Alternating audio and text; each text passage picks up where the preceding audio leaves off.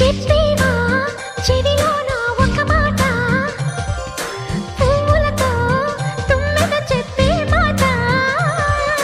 నీ చిరునవ్వు సాక్షిగా తాజ్ మహల్ నాదట, నీ పెదవంచు సాక్షిగా షాజహాను నేనట. నీ తీయని ప్రేమకి నా పెదవే నజరానా, నీ పైటకి నేనిక బానిసనే నెరజానా.